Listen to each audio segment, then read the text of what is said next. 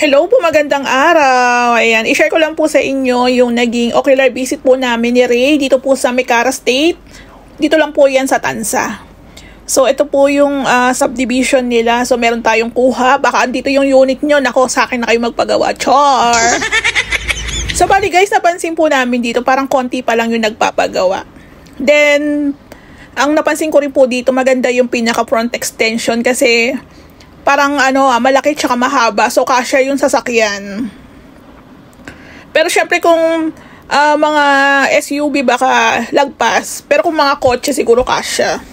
Pero compare po sa Lumina, dito sa Tansa, parang maliit lang kasi ang pinaka front extension namin. So, ayan, kasama po namin yung relatives ni ma'am.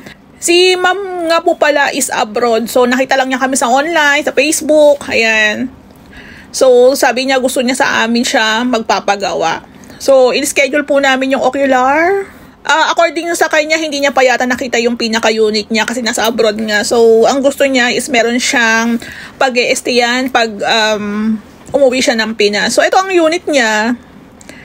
2-story, townhouse, pero malaki ha. Sa likod, meron silang back extension. Meron na rin po siyang existing na 2 kwarto. Ito po yung isang bedroom.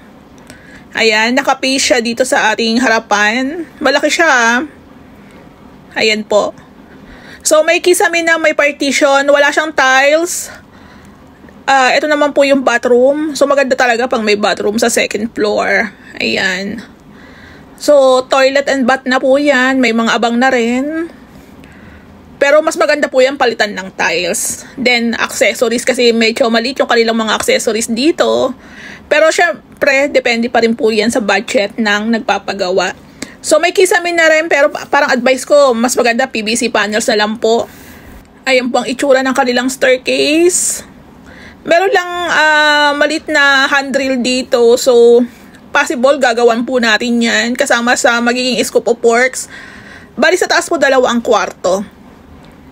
Then, yung kanilang staircase is semento siya buhos. Kaso medyo may conflict lang sa design ng stair. Ayan. Tapos sa baba meron pang 1 kwarto.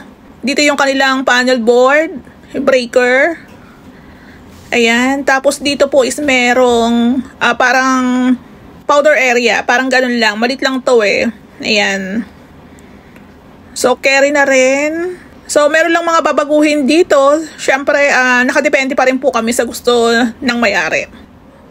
So, dito po sa may back extension, ayan, meron silang parang nasa 2 meters lang po ata to.